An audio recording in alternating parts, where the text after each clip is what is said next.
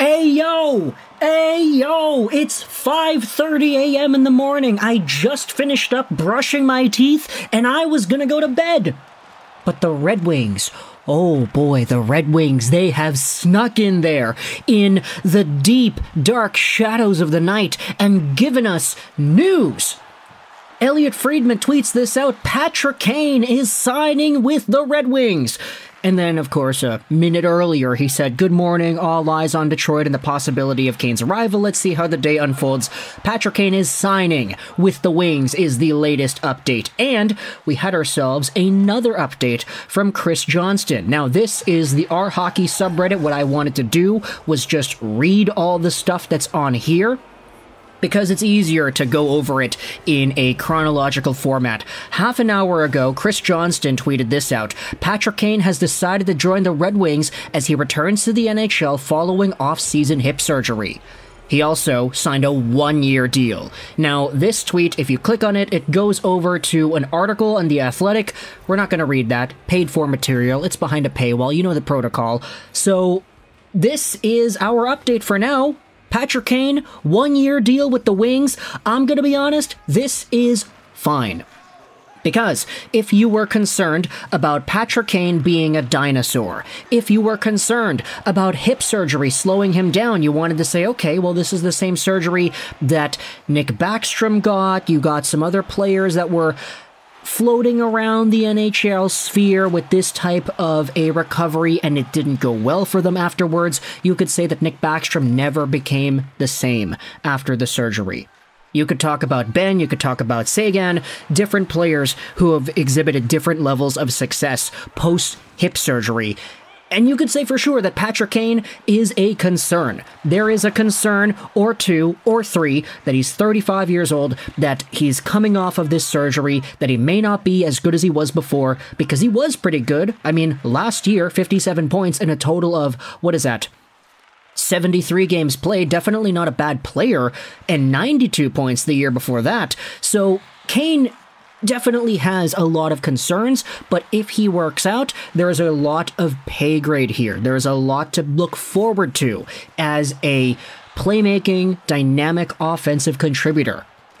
So, for the Wings to go out there and reportedly, according to Chris Johnston, sign Patrick Kane to only a one-year deal, that right there is a pretty good get, because the initial rumors came out saying that Kane wanted a multi-year extension, multi-year deal. He wanted to be on the books for a while. As a 35-year-old player, it would have been tough to guarantee that with any team, especially with the concerns with the hip surgery. So if he's signing a one-year deal like Chris Johnston is reporting, then hey, the Red Wings have nothing to worry about. If Kane stinks, then that's okay. You let him go to free agency next year, and you don't let this bother you any further. But if Kane is actually pretty good, if he plays with DeBrincat, and he is good with DeBrincat, then who knows what the future holds in store here. The last time Kane and DeBrincat played together, Patrick Kane had 92 points in the year. And if you go over to that season for Chicago, Alex DeBrincat had himself 41 goals in the process too. Not to say that DeBrincat has been slumping or declining in a significant capacity from last year, because you gotta remember last year he was in Ottawa, and this year he's actually on pace to doing a lot better than he did with the Sens. On pace for 49 goals and 82 points, so this would be a career year for DeBrincat if everything continues the way it has.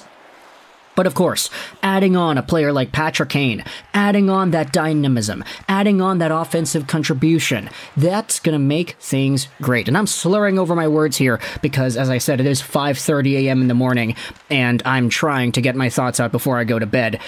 We still don't know at the time of me talking into the microphone here. We don't know what the dollar amount is. We don't know any extra details. It hasn't been announced by the Red Wings just yet. But if you just go off of the basic one-year type of deal scenario, then it doesn't really matter what the cap hit is, right?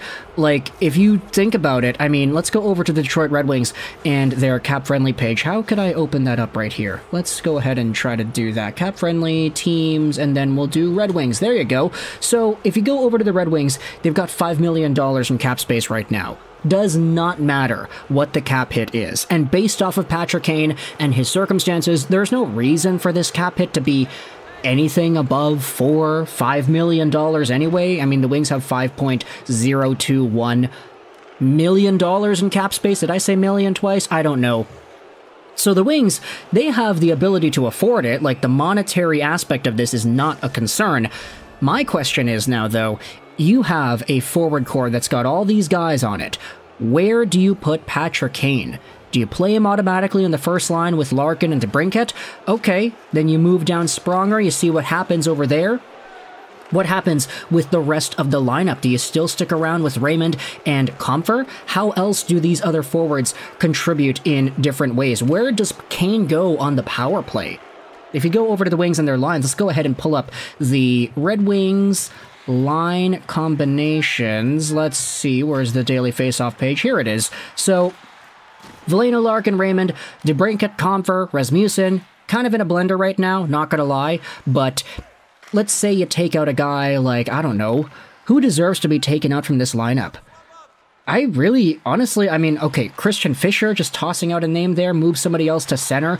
You want to get rid of Klim Kostin? I mean, a lot of people in the last video yesterday seemed to really like Kostin, according to the comment section that I was reading. Daniel Sprong's got a shot. Robbie Fabry has been clutch as of late. David Perron just had the multi-goal performance, so you can't really scratch him. And then anybody in the top 6 here, you don't want to go out there and remove somebody in this position. So where does Kane slot into the lineup? Who comes out of the lineup? This is going to be really interesting to pay attention to, and I want you to let me know your thoughts in the comment section below. Not only, you know, what are your opinions in general about the signing? What are your thoughts about the contract? What are your thoughts about the length? 1 year, just a prove-it situation. If it doesn't work out, it doesn't work out, and this also works out pretty well for Kane, too, because if he's betting on himself, if he is getting away from the security of a multi-year deal, he's taking himself right up to UFA status in 2024. And the great part about that is the cap's supposed to be rising. So for Patrick Kane, this could be an opportunity for him to bet on himself. Let's say he has a 40, 50-point year, and he proves that he is still capable of being an NHL point producer. He plays with DeBrincat, he has the numbers, it's all good in Applewood. Let's say Patrick Kane actually exhibits a good season. Then there's a good opportunity for him to get paid even more next year. So this could be the ultimate bet on yourself type of move. I'm just kind of intrigued that the news is coming to us at 5:30 a.m. in the morning here on the West Coast, 5:06 a.m. even, if you wanted to go out there and say that. There also was a funny reply here because, yeah, like, what was the point of the first tweet, Elliot? I tend to be a little too careful sometimes. That's a great quality that I think Friedman has. He says, good morning, all eyes are on Detroit and the possibility of Kane's arrival, and then he says, yep, it's official. He is signing with the Wings. So Elliot Friedman goes out there, drops the bomb. You've got Chris Johnston saying it's a 1-year deal. Let's just refresh the our hockey thing just one more time. Just in case, you know, just in case the dollar amount is revealed. Okay, no, it's not revealed yet. Let me know your thoughts in the comment section below about Detroit Red Wings and their signing. It's Patrick Kane, 1-year deal, Motown. He's going to be playing with DeBrincat. Thoughts in the comment section below. I hope you enjoyed this video. I gotta go to bed. It's way too late, and bye.